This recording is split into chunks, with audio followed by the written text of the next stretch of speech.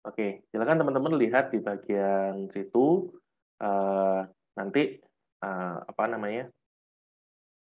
Teman-teman bisa belajar bagaimana menentukan hipotesa dalam sebuah penelitian. Oke, untuk kesempatan hari ini tentang proposal penelitian gitu ya.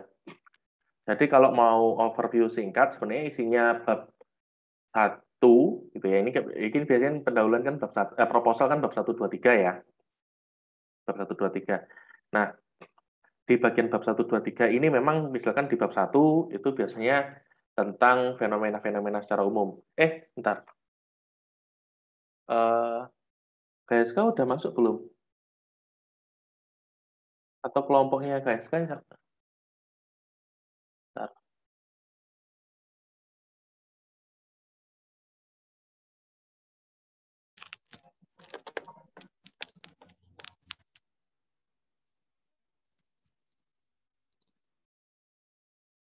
Oke.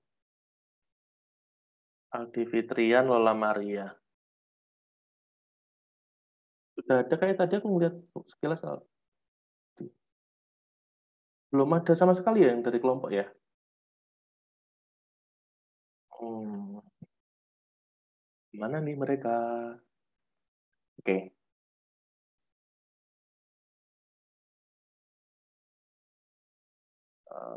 Tar, tar, tar, tar.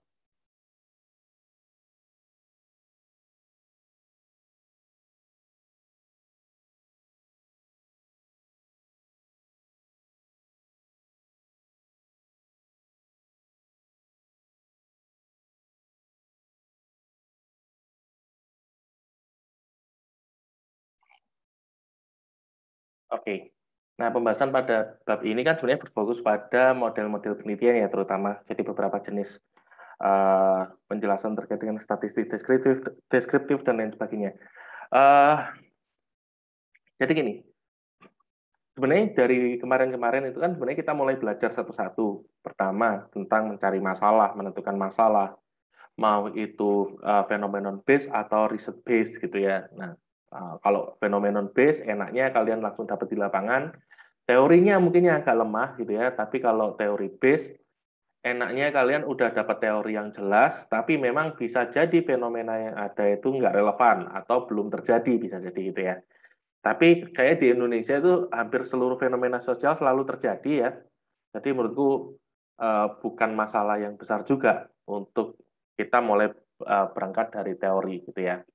Terus kemudian kita juga udah mulai belajar terkait dengan apa kemarin ya, eh, menentukan variabel penelitian gitu ya. Terus kemudian hipotesa. Bentar, saya kemarin kayak ada punya. eh, ada yang ingat absen nomor 1 siapa di sini? Atau nomor tapi ke teman-teman nggak lihat ini ya. Bentar, tak lihat dulu deh. Ade Dwi. Ada kayak ya? Hadir Pak, hadir. Oh, aku kemarin baru lihat eh, rumusan masalahmu gitu ya. Rumusan masalahmu di kamu pakai jurnal, terus kemudian kamu mengatakan bahwa permasalahannya adalah ketika online itu orang jadi makin produktif. Nah, terus itu mau kamu teliti. Jadi kalau udah positif apa yang harus diteliti coba?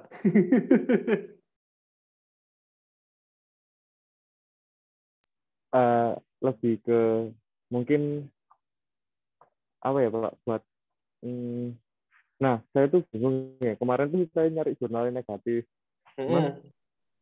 gak nemu-nemu adanya yang positif terus saya mikir gini iya kan kebanyakan penelitian negatif gimana kalau kita penelitiannya yang positif biar mungkin mungkin ketika orang yang baca nanti Mm.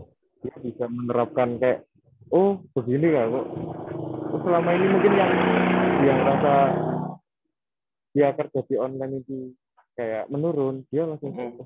oh iya ternyata ada ya yang online tapi dia makin meningkat karena kayak gini mungkin itu bisa menjadi Mm. saran Oke. di diskusinya juga ada kotak saran atau apa gitu mungkin gitu Pak. Mm-mm. Iya, aku kemarin waktu ngeliat, oke, kamu ngomong bahwa oke kerja konteks daring, eh, remote working itu jadi positif. jadi sesuatu yang meningkatkan performa karyawan gitu ya. Nah, terus kalau sudah seperti itu kayak gimana? Berarti kan memang gini, coba kalau gini ya, oke, temuannya positif semua nih, atau misalkan di pertanyaan penelitian yang diajukan oleh peneliti ternyata terjawab bahwa ini makin produktif gitu ya. Nah, apakah semua orang akan produktif kira-kira? Enggak juga juga. Tergantung Tergantung apa kira-kira? tergantung lingkungan sama individunya sendiri sendiri ya. Oke, yang kita bisa atur individu ya. Oke. Kira-kira apa faktor dari individu yang membuat akhirnya keterampilan bukan keterampilan performa mereka jadi jauh lebih meningkat ketika kerja remote. Kira-kira aja nih, kira-kira ngasal aja nggak apa-apa. Atau yang lain mungkin silakan. Yang lain mau nambahin kira-kira apa yang sekiranya itu akan menjadi pembeda.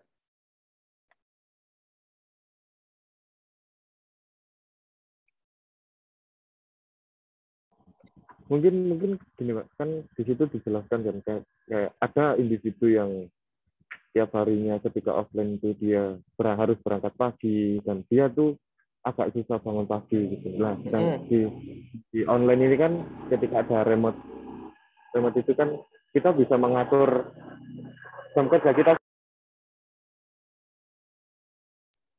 Jadi kita bisa menyesuaikan dengan mood kita ketika pagi mungkin mood kita hancur gitu. Dan kita bisa menyesuaikan kita menaruh jam kerja di siang hari dan itu mood kita bagus. Jadi lebih enjoy dan lebih maksimal sih Pak kerjanya. Mungkin begitu Pak.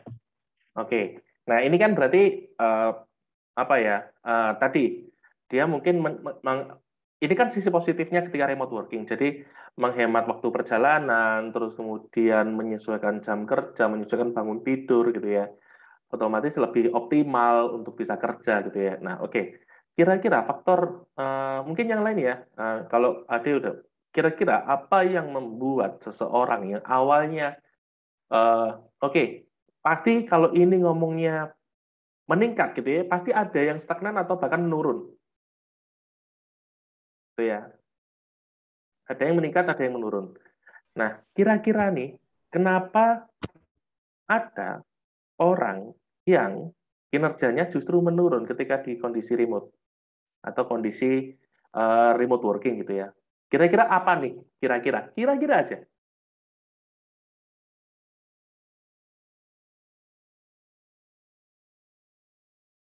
Silakan, ada yang mau berpendapat?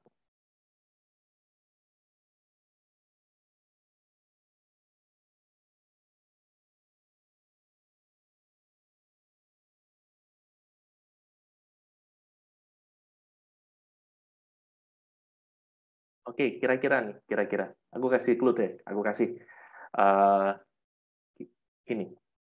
Coba bayangin, apakah semua karyawan itu punya usia prima semua untuk belajar? Usia prima semua untuk kerja?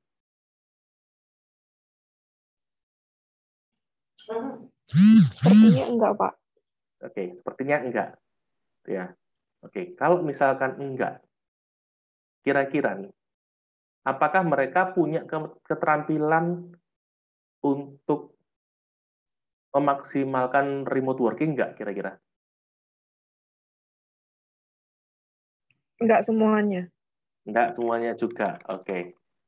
Nah, berarti kira-kira nih, ya, berarti akan ada beberapa orang yang dia bisa optimal memaksimalkan remote working sama yang enggak. Kira-kira apa yang membedakan satu orang dengan yang lain? Misalkan, katakanlah saya sama, oke, mungkin salah satu dosen senior, uh, Bu Weni misalkan, atau Bu Eva misalkan, atau Bu apa lagi? Ya, katakanlah saya yang sekitar 29, 30-an dibandingkan dengan yang berusia ya 50 tahun lah. Pasti ada kan beberapa orang karyawan yang usianya 50 tahunan. Kira-kira nih, keterampilannya untuk menggunakan komputer sama atau enggak? Beda. Nah, itu juga bisa jadi pembeda yang cukup signifikan. Bisa tentang keterampilan komputer, bisa tentang usia, bisa tentang kemampuan belajar atau kemampuan belajar memanfaatkan teknologi, bisa juga tentang pengalaman menggunakan internet. Nah, ini kan menurutku bisa jadi, adik, kalau kamu mau meneliti ini, ya, bikin variasinya itu dari beberapa variabel tadi. Nah, saya udah pernah ngomong kan ya tentang mediator sama moderator nggak sih? Harusnya udah deh. Sudah, Pak. Udah pernah ya. Nah, Sudah. kalau misalkan, oke, tadi hubungannya ternyata eh, kondisi remote working justru membuat kinerja seseorang lebih optimal. Tapi terus kemudian ada satu variabel yang merubah semuanya. Berarti itu apa? Mediator atau moderator?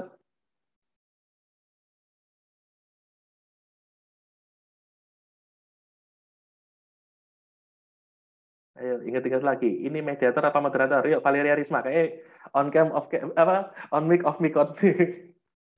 Yuk, mau berpendapat silakan.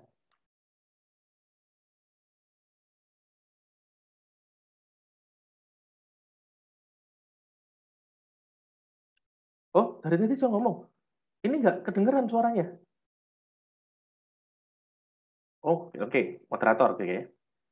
Oke, mungkin silakan dicek setting ini dulu ya. Ini aku kok nggak dengar suaramu sama sekali. Ya, settingan di ini, di bagian mute itu ada yang tanda panah ke atas itu silakan apa select speaker sama mikrofon usahakan sama atau silakan dicek untuk tes speaker and mikrofon gitu ya. Ini biasanya masalah kalau pakai headset atau pakai speaker colokan gitu ya.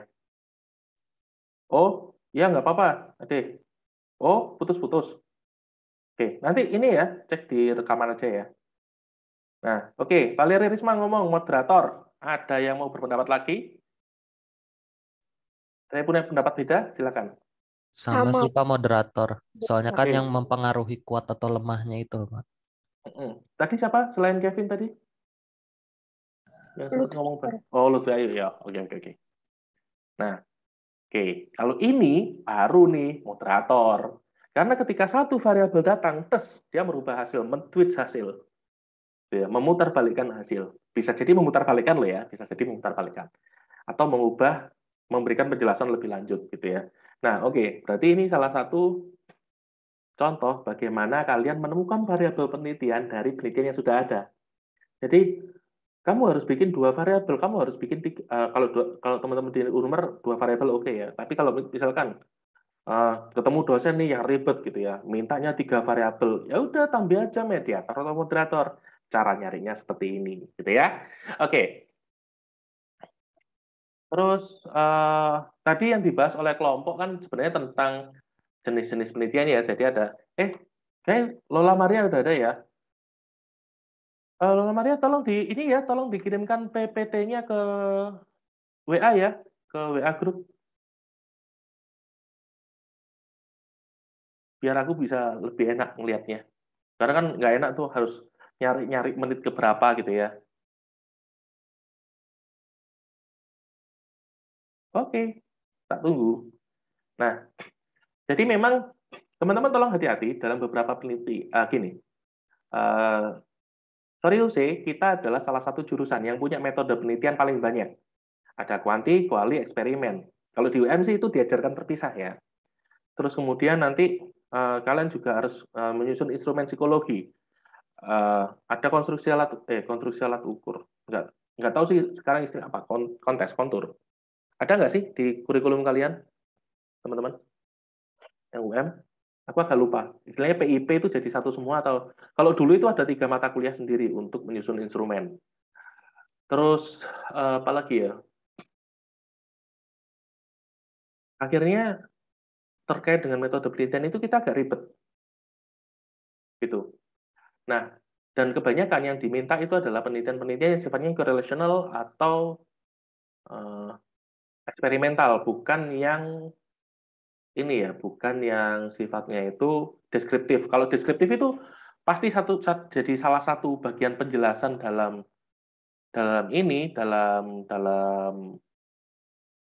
apa? Dalam penelitian yang dilakukan di psikologi gitu ya. Jadi kemarin saya nggak lupa di kelas ini apa di kelas mana gitu ya. Pak, saya menggunakan penelitian ini gitu ya. Nah, ternyata itu penelitian diambil dari anak BK, di mana dia cuma ngomongnya itu deskriptif, udah mendeskripsikan dua variabel yang dia tidak saling berpengaruh satu sama lain. Jadi kasarannya itu dia cuma menjelaskan, oke, ini ada 2X kayak gini nih, tinggi-tinggi, udah. Gitu ya. Nggak menjelaskan hubungan, nggak menjelaskan apa gitu ya. Jadi kayak, ya elah kalau kayak gini doang ya, anak semester 4, semester 5 aja bisa gitu loh. Nggak perlu skripsi.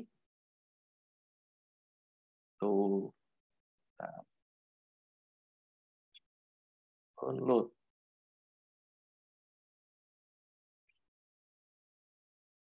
Itu. Nah, terus kemudian, nah ini kita bisa lebih enak aku jelasinnya.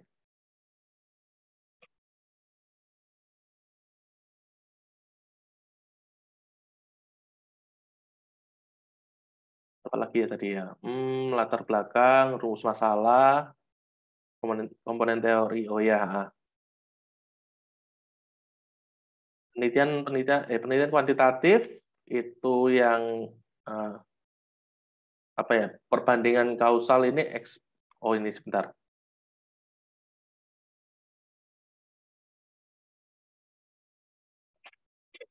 Oke. Nah, kalau perbandingan kausal ini sebab akibat biasanya ada prepos atau tapi biasanya gini sih.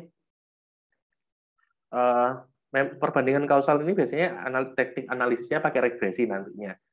Begitu juga eksperimental biasanya pakai regresi juga. Terus kemudian kalau komparatif ini biasanya pakai uji T kalau nggak salah berarti.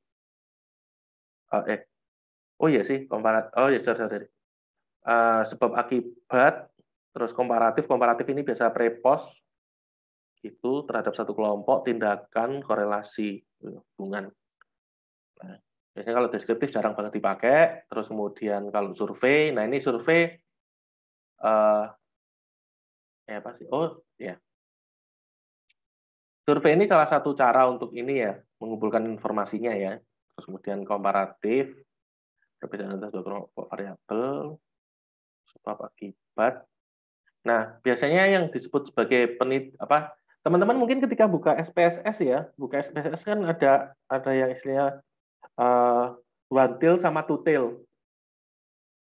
Nah, kalau one tail itu sebenarnya penelitian yang sudah diketahui mana X, mana Y-nya, mana sebab, mana akibatnya gitu ya. Dan penelitian rata-rata arahnya ke sini, lebih ke perbandingan kausal, jadi sudah kelihatan mana X, Y-nya.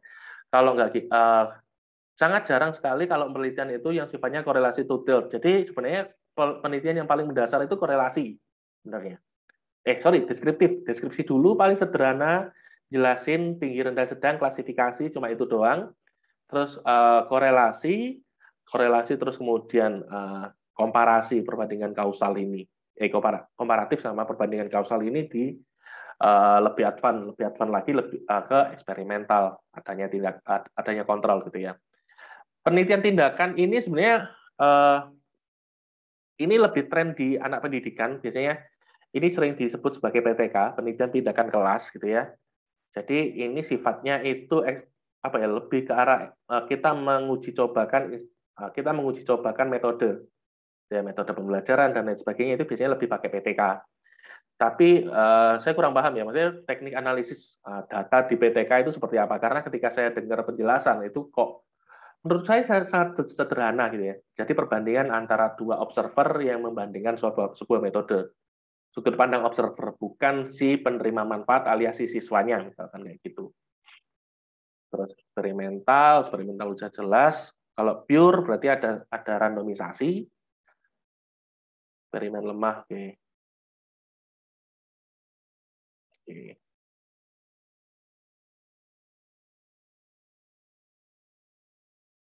Oke. Mungkin dari kelompok tadi juga cukup bagus ya. Kriteria permasalahan penelitian. Masalah penelitian harus dapat diselidiki melalui pengumpulan data dan analisis data yang telah dilakukan gitu ya. Kalau misalkan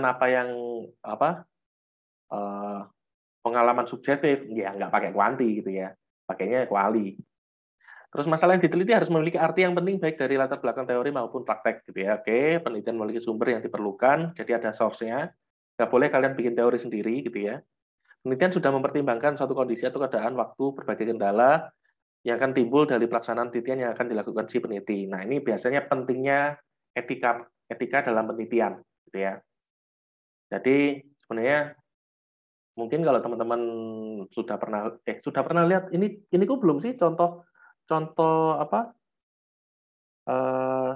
penelitian tesisku udah pernah aku kasih lihat belum? Belum, Pak. Belum ya? Belum, Pak. Oh, Belum oke. pernah, Pak, enggak. Ntar aku kasih lihat deh. Jadi terkait masalah etika itu, ntar coba. Oh ini. Oh bukan.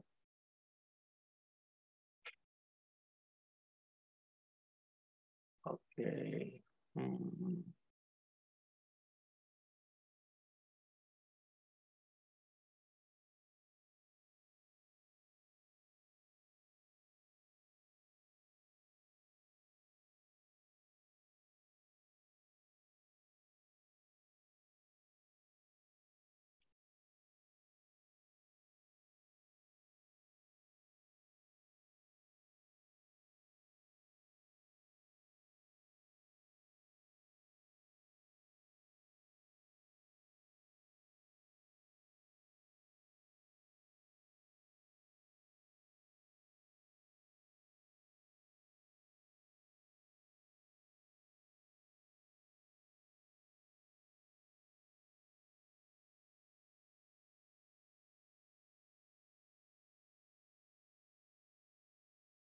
Oke.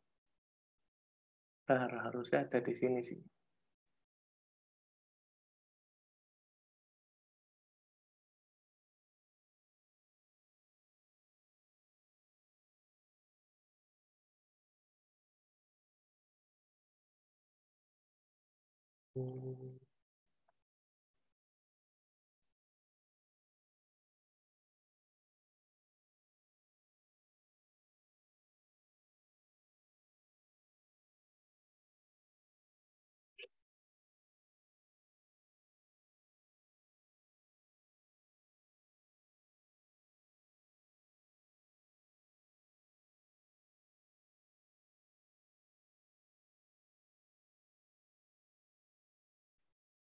Oke. Kalian akan punya permasalahan yang lebih kuat apabila kalian melakukan penelitian pada anak-anak tentu saja gitu ya, karena bisa jadi apa yang kalian lakukan itu akan berdampak secara psikologis gitu ya. Ada kemungkinan gitu ya. Jadi memang adanya komite etik itu biasanya digunakan untuk memastikan tidak ada yang terlanggar haknya. Oke. Ya, mungkin ini contoh penelitianku eksperimental sih waktu itu, tapi eksperimental yang sebenarnya paper and pencil test. Jadi sebenarnya eksperimen itu tidak masalah kalaupun harus menggunakan apa ya paper and pencil, tidak harus kalian langsung turun lapangan memberikan perlakuan. Tuh, oke. Ini perkenalan ya. Tujuan penelitian apa? Sikap warga negara Indonesia terhadap negara tetangga. Penelitian ini akan terdiri atas beberapa bagian. Kriteria dijelaskan gitu ya. Anda diharapkan misi sesuai dengan apa yang Anda pikirkan, Anda rasakan mengenai pernyataan-pernyataan yang ada dalam penelitian ini. Semua jawaban bernilai benar selama hal itu sesuai dengan diri Anda. Kalau ini sifatnya instrumen yang tidak mengukur keterampilan ya teman-teman, tidak mengukur pengetahuan, keterampilan, itu bisa pakai keterangan ini. Tapi kalau misalkan kalian ada benar salah ya bagian ini bisa dihilangkan. Waktu juga harus ada, pengisian kuesioner membutuhkan waktu 15 menit. Tadi kan sudah sesuai ya. Jadi kalau misalkan ngisi penelitian ini bisa dimanapun dan cepat, 15 menit doang gitu ya. Data penelitian dan identitas Anda yang kami kumpulkan akan bersifat rahasia, tidak disebarluaskan kepada pihak lain, dan hanya akan digunakan untuk kepentingan penelitian. Keikutsertaan Anda bersifat sukarela, sehingga Anda dapat berhenti mengerjakan kuesioner ini kapanpun. Gitu ya. Apabila Anda ingin mendapatkan hasil, silakan menghubungi saya melalui email ini atau pada nomor ini. Gitu ya. Jelaskan kapan penelitiannya akan selesai, kemudian hasilnya seperti apa, responden berhak tahu. Gitu ya. Oke, pernyataan penelitian, bersedia, tidak bersedia, terus kemudian, karena yang saya minta cuma ini saja, nggak perlu nama, gitu ya. Jadi memang dalam beberapa penelitian, kalau misalkan jawaban itu dikhawatirkan adanya bias, terutama social desirability, yaitu respon di mana kita akan berlaku sesuai dengan peraturan sosial, norma sosial, gitu ya. Kalian bisa menghapus nama atau bisa melakukan, apa ini namanya, apa kemarin yang istilahnya tipuan itu, jadi kita bisa nggak menyampaikan tujuan penelitiannya langsung gitu ya, berita bla bla bla, konten, selesai. Nah ini karena eksperimen saya ada 4 kondisi gitu ya. Oke. Nah, terus ini terkait dengan etika ada di briefing. Oke. Terima kasih atas keikutsertaan. Sebelumnya saya menyampaikan beberapa hal mengenai penelitian yang Bapak Ibu jalani. Pertama, ya ini mengenai tujuan penelitian. Jadi tadi kan udah dibohongi sebenarnya di awal, gitu ya. Nah, pembohongan ini sebenarnya di akhir harus dijelasin. Kalau misalkan mereka keberatan, nggak boleh dipakai, gitu ya. Dan seterusnya ini ada debriefing. Tuh. Nah, jadi memang nyusun penelitian itu agak ribet, tapi itu tetap mindsetku tetap sih kuantitatif itu ribet di awal, enak di akhir. Tuh. Oke, latar belakang, rumusan masalah tadi udah 4 kelompok komponen materi. Harus ada klasifikasi.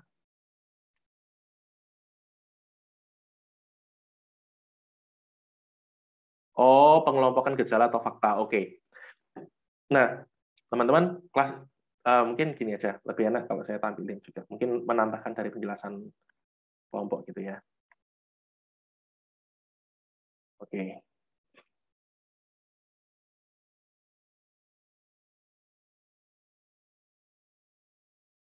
Oke. Nah, ini harusnya clear ya. Nah, 4 komponen teori, klasifikasi, kemarin teman-teman kalau sudah apa ya, sebelumnya tadi apa? Sebelumnya itu tentang rumuskan masalah gitu ya. Oke, latar belakang, rumusan masalah. Nah, biasanya di bab 1 atau di bagian introduction dalam sebuah jurnal, karena teman-teman kalau yang dari di UM kan sudah pakai model ini ya, model artikel ya nantinya. Nah, di bagian introduction atau pendahuluan itu harus ada 4 ini gitu ya. Jadi memang oke, pertama konsepnya tentang apa dulu nih? Gitu ya. Pada gejala atau sekelompok gejala dan klarifikasi penyerapan dan pengalaman. Oke. Jadi memang konsep teorinya harus ada dulu nih. Terus kemudian ketika kalian membuat konsep itu harus diklasifikasi mana variabel X-nya, mana variabel Y-nya, temuannya seperti apa. Terus kemudian kalau kalian riset base, oke, penelitian yang pertama kali meneliti tentang ini itu apa gitu ya. Terus kemudian oke, fenomena dulu, terus kemudian habis itu ada klasifikasi, bukan klasifikasi ya, lebih ke arah, oke, gejala-gejala tadi yang muncul itu adalah bentuk dari fenomena ini, gitu ya. Misalkan kita biasanya selalu terlibat dengan interaksi dengan kelompok lain, terutama dalam konteks antar negara, di mana sekarang tidak ada batasan antar negara, gitu ya. Bahkan kita bisa jadi sebagai warga dunia. Nah, terus kemudian latar belakang seseorang pastinya tidak bisa dilepaskan dari mana mereka berasal dan lain sebagainya. Nah, akhirnya ketika mereka memberikan kritik, itu dapat saja dinilai sangat berbeda dengan apabila kritik tersebut dilakukan oleh orang yang berasal dari wilayah yang sama. Nah, kritik ini muncul dikarenakan orang-orang yang baru, yang bukan berasal dari satu kelompok, itu dianggap sebagai orang yang tidak mengerti, mengalami kondisi yang ada di dalam kelompok. Sehingga mereka menilai bahwa orang tersebut tidak layak untuk memberikan komentar atau kritikan.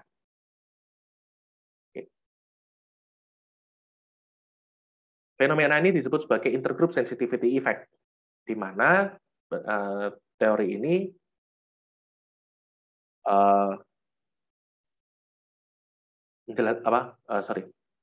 teori ini memiliki beberapa indikator A, B, C, D, E gitu ya. Jadi konsep teorinya ada. Ini bagian teori ya. Berarti ini bab 2 ding. Ini bab 2, sorry, ini bab 2. Ini bab 2. Berarti ini bagian teori ya, bukan metode. IMRAD introduction, method, result, and discussion. Berarti introduction ini masih teori-teori masuk di introduction ya berarti ya. Teoris, nah berarti kan oke, konsepnya seperti apa, terus kemudian apakah diklasifikasikan gitu ya, apakah ada ketentuan tinggi, rendah, sedang gitu ya, atau seperti apa. Nah biasanya nih kalau misalkan skalanya berbentuk apa, tidak harus gini, kalau data kalian bentuknya peringkat, 1, 2, 3, 1 lebih baik dari 2, 2 lebih baik dari 3, atau sebaliknya. Terus kemudian, atau data kalian nominal, 1 untuk laki-laki, 2 untuk perempuan, gitu ya, atau nominal ordinal itu datanya biasanya analisisnya agak lebih sulit. Data interval atau rasio yang biasanya lebih bagus untuk dalam penelitian seperti ini. Apakah ada klasifikasinya? Kalau misalkan nggak ada, klasifikasi kan sebenarnya digunakan untuk menominasi atau memberikan label terhadap kriteria tertentu 1, 2, 3 gitu ya. Kalau misalkan nggak ada, nggak apa-apa. Variabelnya gitu jelas gitu ya. Ada moderator, independen, independen gitu. Tapi biasanya yang dipakai itu variabel dependent, independen. Kalau ada moderator, ada mediator dijelasin gitu ya. Terus kemudian proposisi ini, oh iya, ini merujuk ke teori konsep tertentu. Tadi tentang ISE tadi kan sebenarnya proposisi, konsepnya seperti apa, dijelasin, variabelnya kayak gimana. Hal ini berhubungan dengan variabel-variabel lain, variabel A, B, C, D, variabel lama tinggal, variabel status warga negara terbaru, terus kemudian status apalagi ya, perbedaan fisik, apalagi ya kemarin tuh, jadi agak macam-macam. Latar belakang, penjelasan yang berisi keadaan umum, kondisi berkaitan. Oke, lebih penting untuk teliti membedah fenomena yang berkaitan dengan topik yang masalah atau masalah yang diteliti. Jadi kayak kemarin teman-teman kan tak minta untuk nyari variabel apa fenomenanya dulu seperti apa nih gitu ya, bisa fenomena, bisa teori, bisa dijelasin di latar belakang urusan masalah. Oke. Untuk itu sih yang agak ditekankan. Oke, dari teman-teman lain misalkan ada yang mau tanya.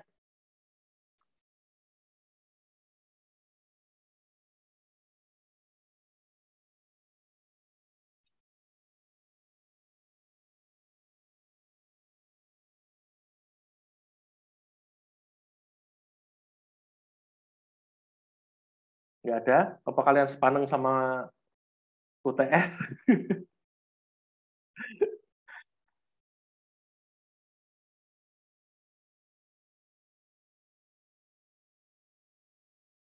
Oke. Apa ya? Oh, gini. Kalau teman-teman misalkan di bagian teori, itu usahakan ini, harus ada definisi menurut kalian sendiri atau dari beberapa ahli kalian tulis, terus kalian jadikan satu.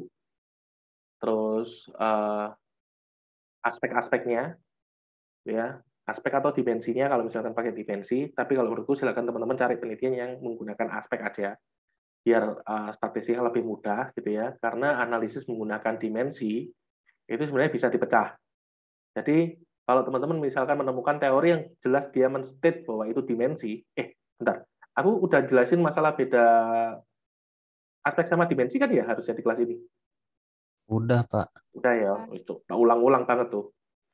Nah, aspek sama dimensi, kalau bisa cari aspek, dimensi bisa kamu pecah salah satunya gitu ya, biar analisismu lebih gampang. Terus aspek, dimensi, terus kemudian variabel-variabel yang berhubungan sama penelitian itu atau sama variabel X yang kamu gunakan gitu ya. Dia menyebabkan penelitian ini atau Y, kalau Y-nya biasanya itu variabel-variabel X lain itu apa aja sih selain ini gitu ya. Terus kemudian tentukan juga kenapa kamu mengangkat ini jadi jauh lebih penting. Entah karena sekarang urgent gitu ya. Sekarang ini kedepannya ada potensi ke sana, tapi kemudian kalau tidak diselesaikan lebih awal itu akan semakin membesar. Misalkan contoh kayak konflik identitas antar agama, terus segregasi Islam garis kanan, garis keras yang berhaluan kanan gitu ya. Terus apa lagi? Apa lagi ya, contohnya lagi ya. Terus kemudian di kedepannya mungkin akan terjadi futuristik itu juga boleh gitu ya. Nah, itu silakan menemukan masalah-masalah dari situ. Jadi ini lebih penting gitu ya. Terus kemudian bisa jadi pas penelitian kalian kan pasti akan nanti baca banyak penelitian. Dan kalian akan menemukan beberapa teori yang sifatnya itu kontradiktif. Jadi kontradiktif itu, loh teori ini ngomong meningkat kok ini ngomong turun ya. Kalau kayak gitu itu simpen, itu tulis. Karena itu akan memperlihatkan kalau kalian menemukan gap di antara teori-teori yang ada atau di antara penelitian-penelitian yang ada. Jadi misalkan kalau ada 4-5 penelitian yang mengatakan X berhubungan dengan Y atau X menyebabkan Y gitu ya, tapi kemudian atau ya berbanding lurus X naik Y naik gitu ya, tapi kamu menemukan X dan Y ini nggak berkorelasi atau di satu titik bahkan sampai berbanding terbalik gitu ya. Nah kalau kayak seperti itu tuliskan juga karena itu menandakan bahwa oke, ternyata teori ini masih belum sempurna. Nah ini juga alasannya kenapa kalau bisa kalian jangan meneliti teori-teori yang sudah tua, karena yang meneliti udah segambreng gitu, dan kalian akan menemukan kejenuhan dalam penelitian-penelitian yang ada, yaitu itu lagi gitu ya. Padahal sangat banyak tren yang terjadi di usia-usia kalian gitu ya, di tahun-tahun ini. Itu menurutku masukan juga. Terus apalagi ya, konflik antar penelitian, terus kemudian Pak, nah menulis bab 2 atau menulis bagian teori itu tulis Y-nya dulu baru tulis X-nya. Ya. Jadi tulis DV-nya dulu baru tulis IV-nya. IV, DV, IV, moderator kalau misalkan ada. Terus kemudian di bagian terakhir itu ada bagian yang khusus menjelaskan tentang bagaimana arah penelitian ini menurut kalian nantinya. Jadi kalian menduganya seperti apa sih ketika kalian baca dari semua yang ada gitu ya, kalian baca. Nah, nanti goalnya itu seperti apa atau misalkan asumsi kalian nantinya akan berjalan seperti apa. Nah, itu jadi penting gitu ya. Dan itu di bagian terakhir bab 2 atau di bagian terakhir teori gitu ya. Bab 3 metode. Metode ini sangat berkaitan sama ini kalian yang akan kalian lakukan gitu ya. Jadi beragam nantinya. Kalian menggunakan korelasi, metodenya sendiri, kalian pakai komparasi, metodenya sendiri, kalian pakai prepost, metodenya sendiri. Gitu ya. Oke, fix nggak ada yang nanya nih?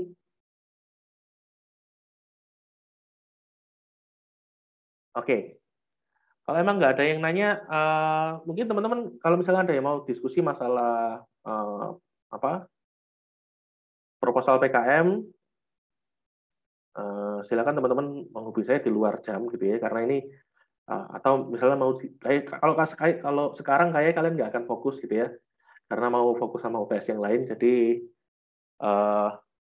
kalau emang nggak ada pertanyaan, berarti saya bisa akhiri setelah ini. Oh ya, mungkin aku notice buat beberapa orang, Intan Ayu, saya tidak melihat di 2 pertemuan terakhir, di pertemuan 5 dan 6. Jadi hati-hati ya, kuotanya tinggal 1. Indra Meisi juga sama, Irham Habibi pertemuan ke-4 sama 6 tidak terlihat juga. Tolong hati-hati juga, jatahnya tinggal 1, Maharani Kinanti tinggal 1 juga gitu ya. Oke, fix, nggak ada yang mau tanya lagi nih? Oke. Bentar, aku pastiin dulu di Sepejar ada penugasan nggak ya? Setahuku sih nggak ada untuk pertemuan ini. Teman-teman silakan, saya minta untuk mungkin yang tadi belum sempat join atau belum ini, silakan teman-teman buka Sepejar di bagian apa? Di bagian apa tadi ya?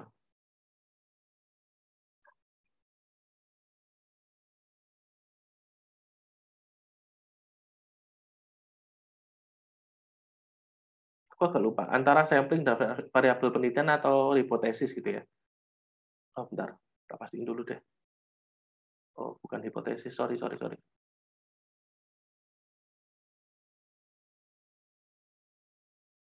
Tapi di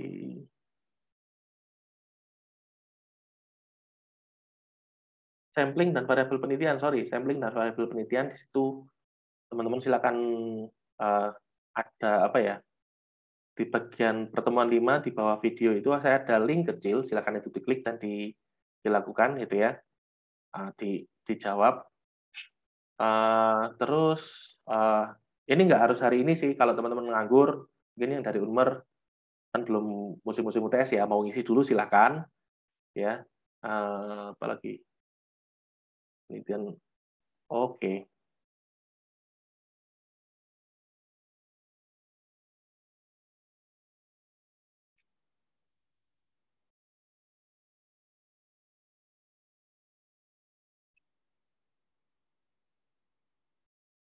Oh ya, yang hari ini ada video tambahan sih, tapi sifatnya tidak wajib dan tidak ada pertanyaan di dalamnya. Jadi kalau longgar-longgar silakan mau nonton silakan gitu ya. Terus kemudian untuk yang tadi silakan dijawab karena ada pertanyaan di baliknya gitu ya.